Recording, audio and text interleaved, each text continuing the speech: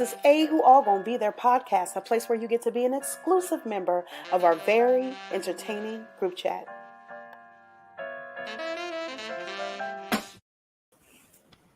Hey, what's up, y'all? This is A Who All Gonna Be Their podcast, a place where you get to become an exclusive member of our very entertaining group chat. My name is Kiki. We have Eric and we have Tracy J in the room today, and we're here with season 4, episode 6 of the pod. What's going on, family? We here. Well, let me tell y'all, because y'all might have a nice weekend. Let me just tell y'all about my pain and suffering here. Okay, sis. In good old Texas. Let me just give y'all a history. My last light bill was $256. Correct? Mm-hmm. Okay. I normally range to like 180 to 200 because we like to keep it cool in these streets. Yeah, here, real cold. And Eric telling my business. Don't ever let nobody tell you don't know how to run no AC. It be freezing in my house. Okay, so cool, $200, cool. And I knew because of summer, it's been over 100 degrees. Okay, yeah. Bill gonna go up. We know that. I was like, this next bill gonna be about 260, 275, whatever. Expected it. Why I open up my September light bill? Tell me why that light bill was $417.36. Why? Lord. What? First of all, $417. Baby, I called them. I said, did y'all roll the second bill up? Did y'all get my last payment? Because I know he sent it in. Is what's wrong with the meter? Lord. Right. Because the kilowatts is saying that we use less, and I had a bill that was less, and we use more kilowatts. What's up, Sarah? And she was like, oh yeah, it's been over 100. And you're with your new plan, your monthly the amount went up. I said, ma'am, it went up 0.34, not even a penny. Right. It's the penny of a penny of a penny. Right. It shouldn't go up that much. If anything, my bill should go up some pennies of a penny of a penny. And it went up $1 over some dollars of some dollars. In the hundreds. Right. Yeah, that's it. I'm mad. I'm sorry about that. Like, that's trash. 417. Did they at least knock something down, or they didn't knock nothing down? I asked them what how do I cancel it? But like, well, you just started your contract over in July. I said that's fine. How do I cancel it? She wanna tell me what. I was like, it don't even matter because I ain't paying no ways. Look, period. It don't have to be unpaid. Oh, so you're not paying it? Look, send me to a program. Well, I'm gonna pay. Well, I paid we paid the $417 because I can't do without heat. But we will not have another bill for $417 because I'm looking for a new electric company as we speak. I love that y'all got options. We don't got no options. We got one company. Really? Just one? Yes. OG&E, right? Ours is PG&E. Oh, Lord. Y'all in the boondocks? PSE, I think. What you said? Y'all must be down in the valley. Down in the valley with it. Why y'all only got one P-Valley reference? Nah, baby. We got companies on top of companies, and it's on to the next. I don't pay no electric bills, so I don't know if we have options. I feel like we do, but OG&E is the main one that everybody uses. So nope. That's interesting. So, like, if you're like, I've seen a tweet about like people getting charged more because based off like prior people who lived there, the companies would just charge you what they assumed that was going to be used. Expect. And they don't. We probably use more. Because I saw a tweet, like the lady in the tweet that I saw, she was like, yeah, we saw that our bill was like, it was astronomical. And then like she calls the people and they're like, oh, well, a family of 6 is what used to live there. And we just charge it based on what and it's 2 of them. It's like, so you just went off. That's exactly what they do.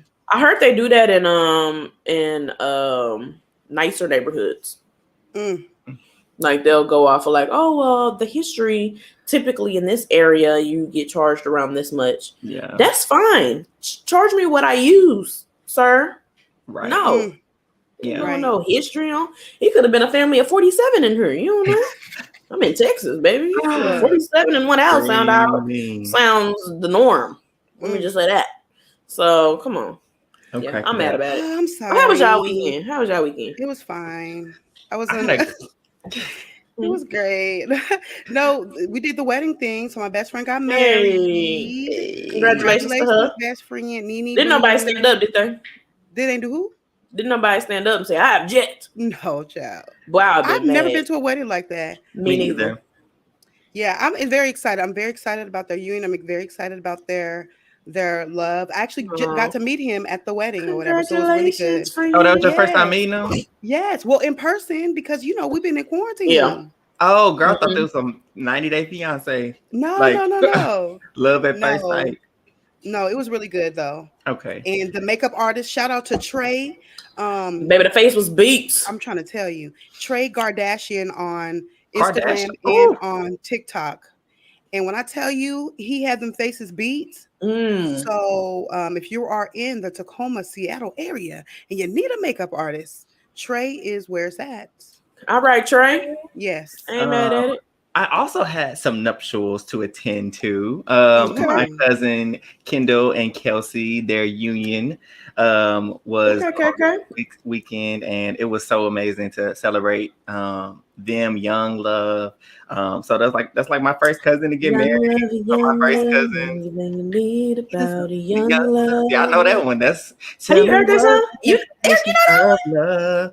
Seem like everybody thinks they figured it out, but every time we fall in love, we fall out and now it again. Maybe this is OG Chris Brown on the first album when he was 16. Telling me and you ain't been around long enough. Look, I'm gonna sing the whole song. Show them how it's done. I know we can do it if we wild and I got that. Okay, we gonna stop. I am weak. Not Eric know a song. Come on, audience, listeners, viewers. We gonna do is sing. We thank y'all for enduring this pre-podcast banter that we have like every episode. Because we really be catching up when we be like, play. Oh yeah, by the way, what y'all been doing? Yes. So this is for real. Us. This is real. You guys are really a part of an exclusive member of this very entertaining group chat. This is what we do. Y'all really in my business is what it sounds like. Right. You and our business. But I'm gonna let y'all make it. We're here to talk about the Challenge USA, the most recent episode.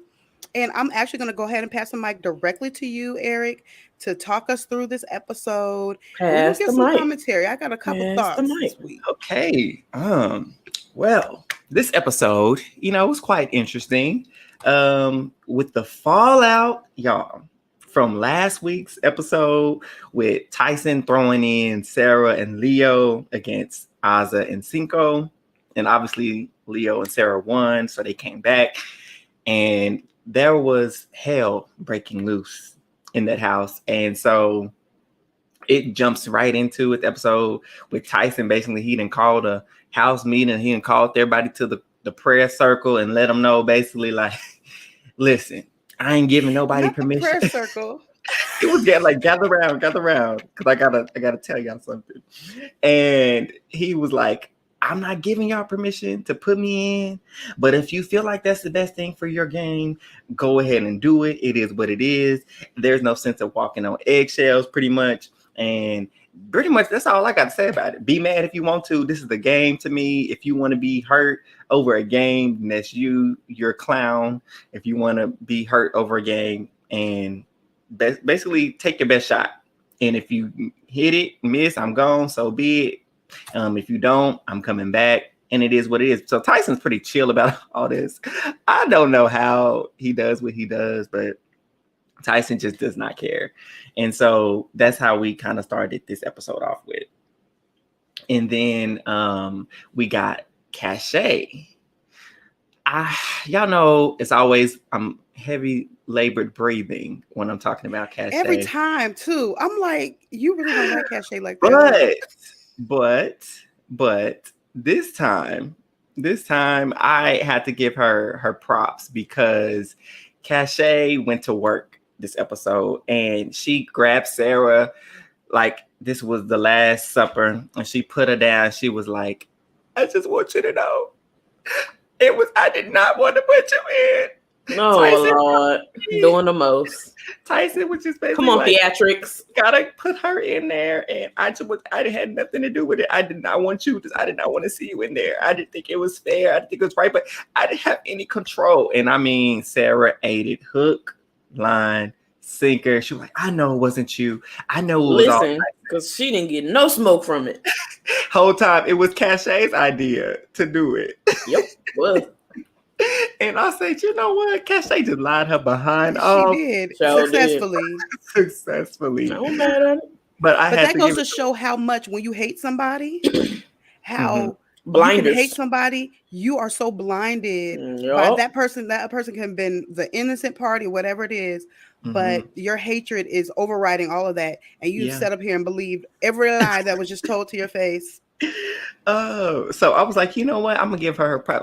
I'm gonna clap her up for that, because that was excellent. It was genius to move the target from her and throw it solely on him. So even if she did happen, got a terrible partner and they didn't win the challenge, they wouldn't be looking at her. If they couldn't get Tyson, they would just be looking at other ways to shoot at him. So I was like, you know what? Good for you, Cachet. Good for you. So after that, we move on to the challenge, you guys. And it is another water challenge. I don't know what TJ he's trying to drown these folks out. He wants them to get swept up in the current. Oh my God. Because I'm like, go ahead. Where was this filmed at? And I'm trying to figure out what this body of water they keep going to do Argentina. This murky water. They're in Argentina. Okay. Yeah, Argentina. Okay. Mm-hmm. Yeah, this brown water. Yeah, I wouldn't be getting in it neither. Right up there on top of the platform, like somebody did. We gonna get to them. Listen. Oh, you me. So the comp is they have to jump off this cliff. Another, like, not a cliff, but like they jump down into the water. You have to dive into the water, swim up, get to the platform or whatever.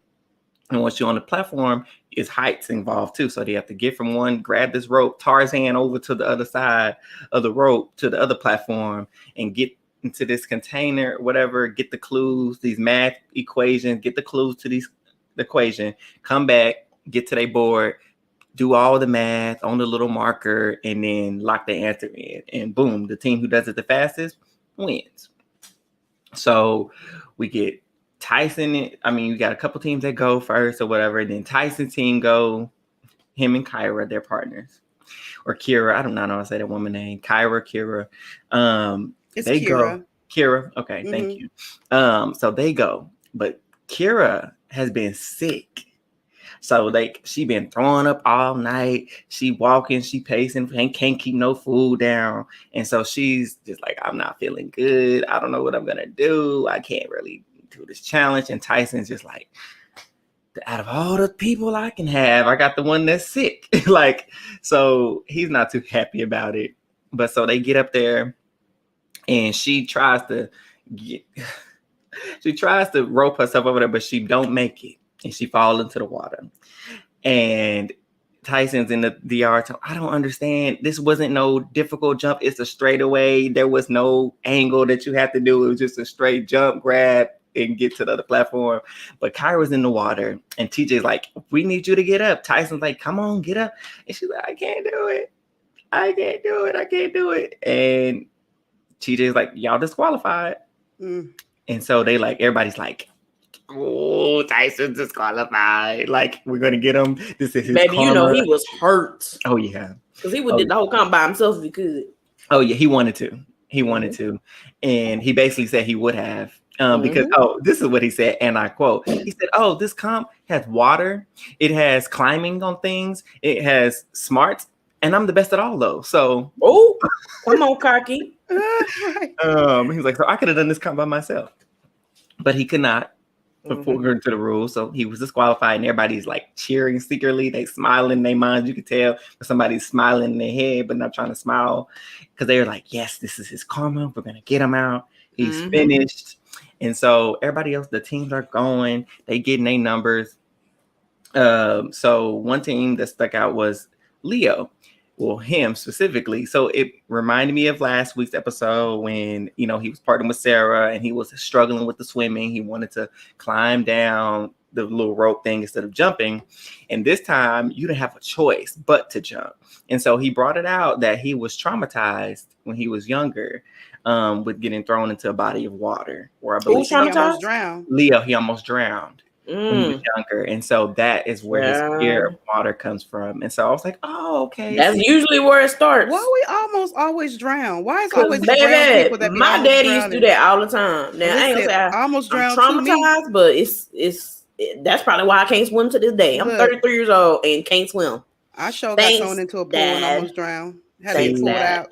I am also, I literally wrote about this in one of my papers for my class about PTSD. I said I low-key got PTSD from almost drowning because one summer my dad was teaching me and my brother how to swim in our pool, and I was doing fine, right? Like so we taking a pause. Look, this commercial break from the challenge talk, and I was doing good, y'all. I was swimming from one end to the other, doing well, and then my little brother though, he was not. And in the midst of me swimming across the pool, he grabbed my leg. He was drowning. That's the worst. And pulled you down. And pulled me down. And it felt like eternity, but it was only like 30 seconds. And my dad came and saved us. But like, it was just that moment right there. I was like, oh yeah, absolutely not. I'm done with the water. I don't want to see it. He's swimming like a fish now. Like, but me, that's crazy. I'm just... Look, traumatized you. You got the shorter end of the stick. You was getting pulled under. I don't know what that is. That has to go back. And me and my man, we've been talking, and we feel like almost everything relates back. Slavery. It does. And so it has to be something where we got through in the water. I mean, we know for a fact we got through in the water. I thought I told this. Something relates back to that, and it makes sense. So the fact that you mentioned it, so I don't know if I told y'all this, but I've told people about this. Like when I went to Mexico, not the resort Mexico, I went to actual Mexico, different cities. Who thought it was the resort, Eric? Bougie. We know Mexico. I'm saying I wasn't in the resort at this time. Like I was in actual go in Mexico type deal. Okay. In the real Mexico. In the real Mexico. Okay. Mexico. Like I was in Jalapa, Veracruz, Puebla, Mexico City. Okay, Jasmine. All that. I was in all of those. Look, when I go to other countries, I try to learn the language, or I already kind of speak Spanish, just a little bit, un poquito. And so the accent just comes naturally when I try to accommodate and be a part of the culture. But so when we were on a tour, and like we went to this port, and the guide was telling us how the slaves built the port, the slaves that they brought, and that they would force the slaves to swim into the ocean to grab the certain coral reef parts of the coral. Oh, that was you telling us that story. Yeah. And so they were getting eaten by sharks and drowning and stuff. So to prevent them from having to go down there and get that, they wouldn't teach their kids how to swim. And so that not that it was but I'm sure that was just a factor in like why a lot of people don't swim. In order to not do it, we quit teaching them. So we can't go and get we don't know how to swim no more. It makes sense. Thank you for that historical commercial break. Listen, at A Who Are Gonna Be Their podcast, it's always Black History Month. You know what I'm saying? Always. We're gonna teach you something. A little bit. So yeah. Back to our regular schedule. Leo could swim. He was traumatized. So, but he conquered his fear, you guys, and he jumped in there. And he did it, and whatever was the outcome. And they did all right. And then we got our brother David here. Him and who was his partner? Is it Desi? They went out there and he talked. David's feeling himself, Oh, baby. This is David's game. You hear me? Yes. I said, come on here, sir. Like he has this level of confidence. He's up here. I don't know if he's a strategist by any means, but he is strong and he's been able to compete and get through these challenges and stuff. My hat goes off to him. I feel like he needs to be a part of another season of this as well. Oh yeah, he definitely gonna be a repeat. Definitely. Mm-hmm. And so he's out there and he's like, you know what? Like, I'm here to show like I can win. I won an elimination, beat X, and like I'm here. I did, he did work pretty well in the last challenge. He's like, this time we coming to win. I'm coming to get this win. And so he's like laser focused. I'm like, okay, I like this David. Mm-hmm. And so everybody else competes or whatever. And then it gets down to 3 teams. It's like only seconds separated the top teams. And I don't remember who all the top teams were. 0.34. No, but I'm traumatized. The winner, I'm trying to say you all because it's more, you all, the winner was David and Desi. Woo! I said, come on, Dave with a dub. Come on. And I tweeted this. I said, it is something about the challenge that Big Brother contestants that couldn't win anything on Big Brother, and they get on this challenge and they start to shine. You want to know why? Why, Teresa? It's because on Big Brother, they cater certain comps for the ones they want to win. On the challenge, they make the comp and they say, well, can do it. That's a good point, Teresa. Yeah, that's what it is. Yeah. Because they don't care. They don't care how short you are, how tall you are. Especially when we talk about the elimination challenge. There's, somebody was short and they still had to make it work, child. You know what I mean? To pick up which is how it should be. Items or whatever. Like you get lucky when you're in certain comps in situations where this might be more of a benefit for you. This might not be more benefit for you. But at the end of the day, as long as all these comps are equal, where it might be something where you might need strength or you might need smarts. You know what I'm saying? You might have a team with 2 dumb jocks, or you might have a team with 2 short, very smart females. You know what I mean? So it just kind of depends. And also, even with the challenge, like last week is a perfect testament. Even if y'all both are great at what the challenge is, don't necessarily mean you're going to win. Because both Dia and Kayla were great puzzle people, and they had great memorization, and it got them to the end, but they end up coming in second because they fumbled on the puzzle, even though they're both great at puzzles. So, speaking of fumbling, I can't wait to talk about the fumble at the end of this episode. After this one, so David is in his confessional, and he's basically like, I'm kind of in the I tweeted, I said, David is me. I'm David. He's just happy to not be in the midst of the drama. He's just happy to be. You mind my business. He said, I'm not in no sides, on no side particularly. I'm just here, and then I'm gonna sit back and watch the drama unfold. And I'm like, that's me, because I'm gonna let y'all all go at each other's throat. And after y'all are done, I'll come clean up the pieces at the end. And so he over here talking to Enzo, much to my chagrin, because he's like, oh yeah, Enzo, that's my bro, and that's my from Big Brother. Like I'm like, Enzo, David. What show did we watch the same Big 22? Said, did we watch the same one? Because when was he your boy? Right. Well, he might have been your boy, but you wasn't his boy. You wasn't his boy. This was not a mutual understanding. And maybe he didn't watch the season back because he would know that to not be true. But hey, maybe their friend probably still friends or whatever. So maybe that's why he assumes that whatever. I don't know their personal relationship. Come on over here, David, and tell us about it and talk about it. But yes, I got some more questions for him, but all right. I'm not doing this. I didn't say nothing. I was just saying some more questions. That's how some talent. I know. And Big Brother. I wasn't asking that. Okay. I was asking something like that though. I know you. And it's not gonna be challenge, Big Brother, nothing related, huh? Kind of. He was on Big Brother in the challenge, so me talking to him that connects. Okay, go ahead.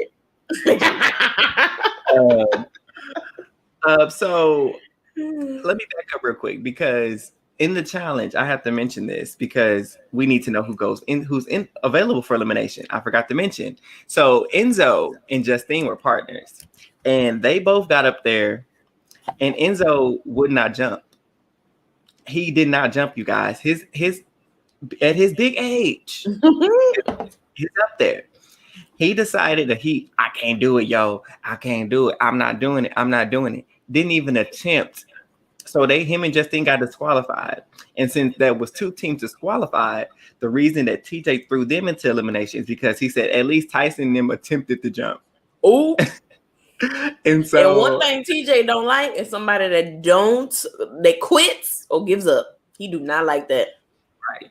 Because I wonder, I would like to know what would have happened if he had attempted to jump and failed as well. Because are they just those going to be the two in elimination? Is that how that works? I'm not a challenge buff, so I'm not sure. Wait, say that again. If two people disqualified at the same time or refuse to jump. Because he would have just found some kind of way. He would have found another reason. Yeah. Okay, because I was like, because he said this one was at least Tyson and attempted to jump, and that's what put them above. And I was like, so what if Endzone had attempted and failed as well and decided to quit? I've seen them do a comp where two people refused to do it, and one attempted to it by at least putting their foot in whatever it was, the water. They're like, well, at least you dipped your toe.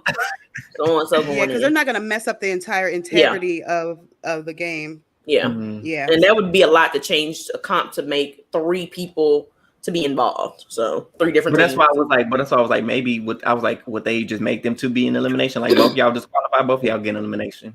Well, yeah, and that's what I would have did. I would have just said, whoop. Yeah. So but it kind of depends. Honestly, TJ do what he want to do. Right. He showed depends on how he feeling. Over here giving purge comps when we didn't need one. Yep. But anyway, that's a whole nother thing. But yeah, can y'all imagine if TJ hosted Big Brother? Oh my goodness. First of all, he'll be charging people up. Baby. And I would actually be for it. I'm 100% for it. I don't know what his views are in real world situations, but I would like to hear it. Definitely. So TJ, if you're listening, or somebody who knows TJ, come on over here. Let's talk, TJ. Come on here and talk to us. Come on, T. Come in the room. Come on in the room. Come sit at the table. So yeah, that would be interesting because TJ, he's a mess. He's a mess. So yeah, I had to let y'all know that it was Enzo and Justine up for elimination. Justine again, bless her heart, she just can't catch a break. But I'm rooting for her. So hopefully, that it works out for her.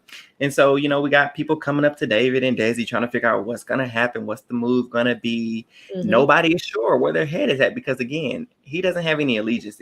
Obviously, Desi is good with the Survivor people, or at least one side of the Survivor people. And so they feel relatively safe.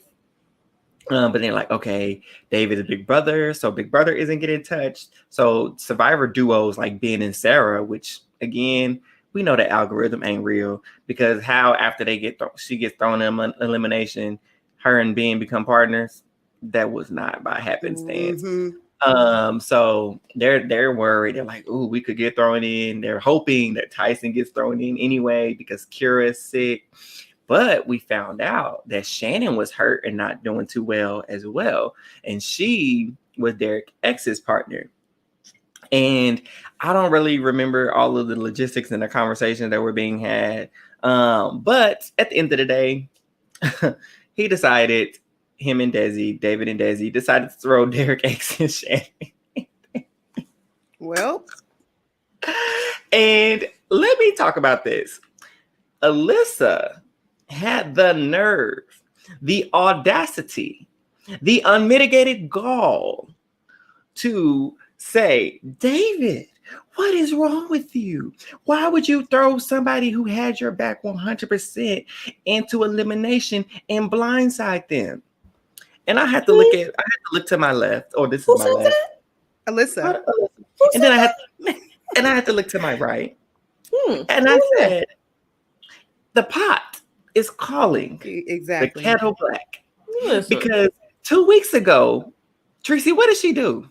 I know Kiki, what did she do? I think it is the fact that she has off her own people who had her back. Now you gonna call David out for real? All right, girl. Because all right. It's giving hypocrites. Is what it's giving. Hypocrite. Emphasis on the hippo. Emphasis on the crit. Because how did you fix yourself to say that? And think that was like, she thought that was her gotcha moment. She ate, bro. She thought she ate. Them she thought she was eating. She was not. Way to go. You put someone in who's injured. Way to go. Like, she was very sarcastic during her confessionals. It's like, girl, your time is coming. Your time is almost up. very much upset me. And it's so funny because I tweeted that and I sent a certain GIF with it. Why did Davey say the exact same thing I did with the exact same GIF? And shut up. yes, same way. And I was like, and he gonna comment, he's talking about LMAO, bye. I was like, wait, you said the same thing? I said, so we were switched at birth or separated at birth. Oh Lord. And this is confirmation. Because how in the world do you say the exact same thing with the exact same? We gotta get Davey on here to talk about the challenge. Right. Man. His commentary has been hilarious. He's the best. Davey, I know you listening on the slide because you try to act like you don't listen to the podcast, but I know you do, and I know you would have come on here. So just come on here. Come on, Davey. We ain't gonna fight you. We're gonna bite. So we'll talk. I'll talk to him. So yeah. So they're in, and she had that whole rant, and that just kind of pissed me off because I'm like, be quiet because you did the exact same thing. No qualms. Bro. And Derek X, honestly, this is karma. And so they get thrown in, and their comp is, it seems fairly simple.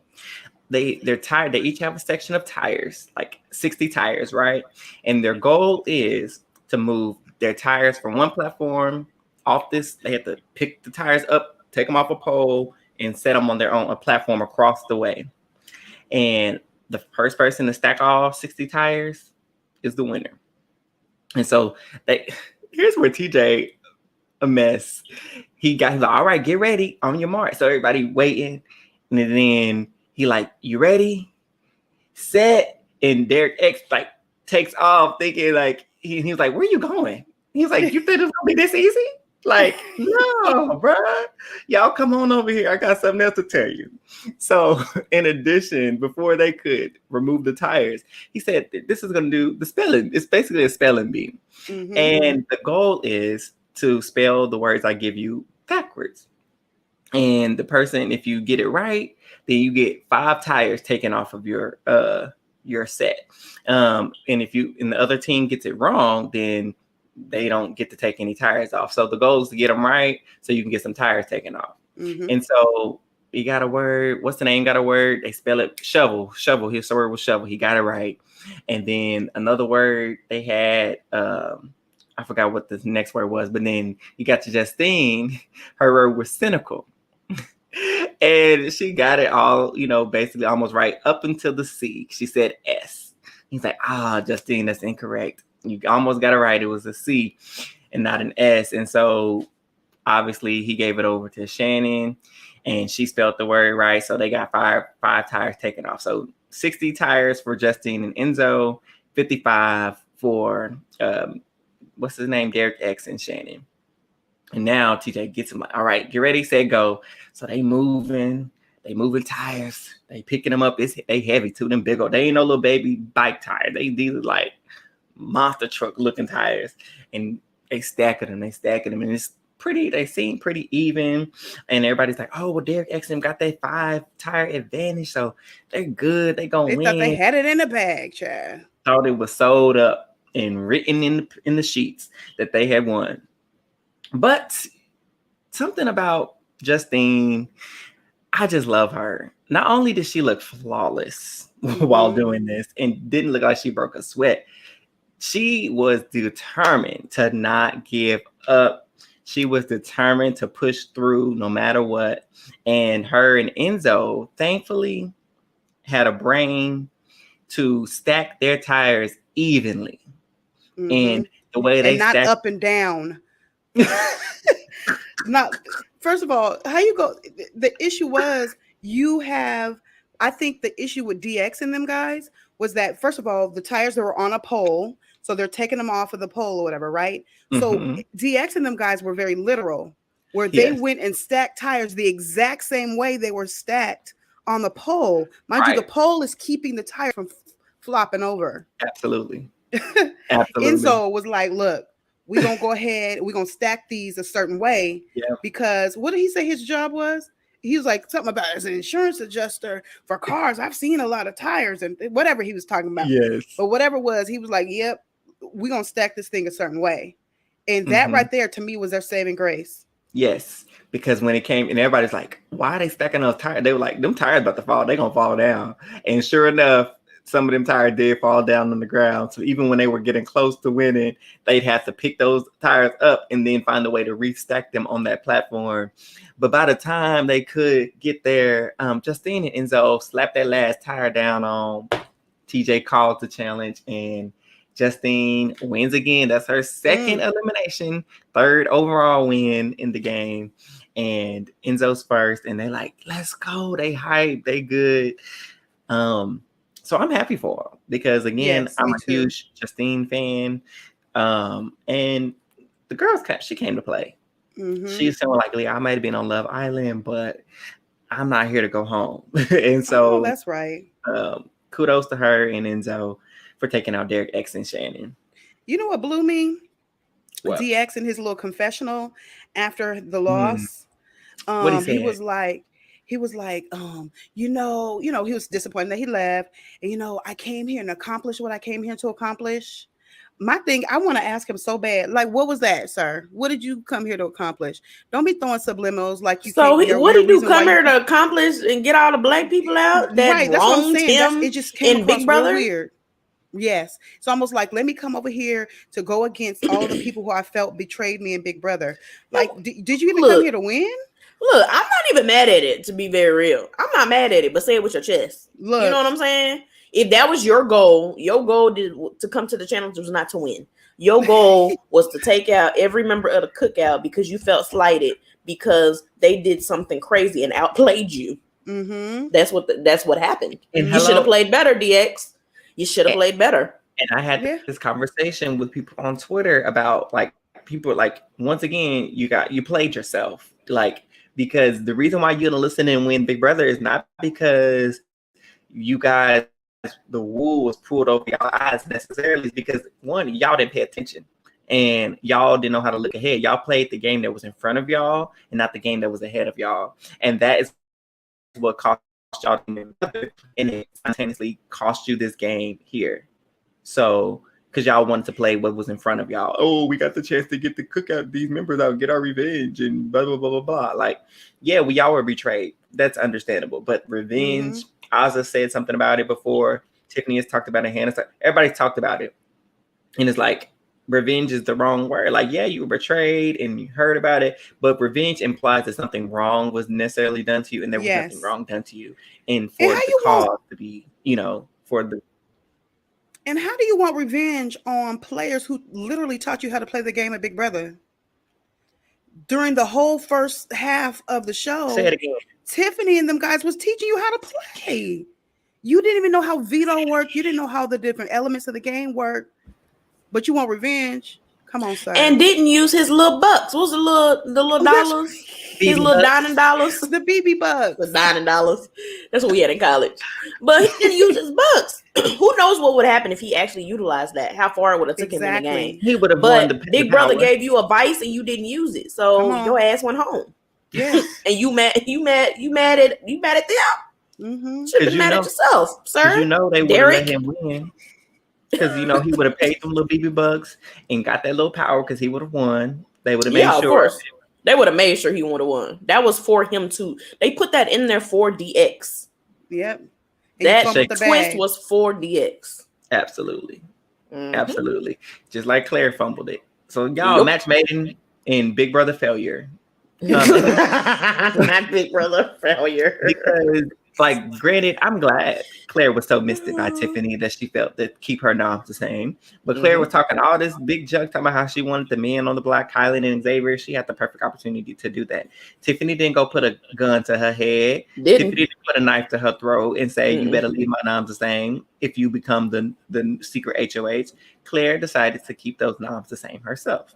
And Claire decided not to shake up the house. Derek X, nobody put a gun to his head. Nobody put the razor to his throat and told him not to put no BB bucks. They acting like there was a shotgun on the side of the thing when him going ready to go use it. And they're like, you better not use your BB bucks or we better, no, he was not held hostage. And he got sent home and he got sent home again. No, he got sent home again. Not the title of the show. Not the title of this episode. He got sent home again. Yeah, he got sent home again. I am weak. And that's all I can say about it. Like, and he rightfully so, because you were the dummy. So that's all I got for you guys. That's how that ended with the challenge. Well, listen. Hey, DX. I did see what you got to say. None. I did see previews though for the next episode. What's the preview? They showed it ain't a water comp this time, child. It's they're in these like not monster cars. They're in these like cars, and they're playing like bumper cars with the cars and like having to knock the balloons off the front of other cars. It's kind of dangerous. They have helmets on and they're like running into each other in cars. It's kind of like the Mario game, like where you have to pop the person's balloon where you chasing people. You gotta pop like Mario Kart. I'm not gonna say they trying to kill these people, but they trying to get as close as possible. I've always felt no, but for real, I've always felt I'm like these challenge things are super dangerous. So it's a wonder people ain't losing walking their out lives. here concussed and TCE and all that. Did you guys hear the rumor? I remember some years back there was a rumor they said that they've had people die. Some of the testers of the comps had died before, allegedly. Oh, I'm gonna look it up. I you remember know what? Somebody said that. Makes sense. Are you kidding I'm gonna look me? it up, y'all. And they still these go things through are it? very, very dangerous.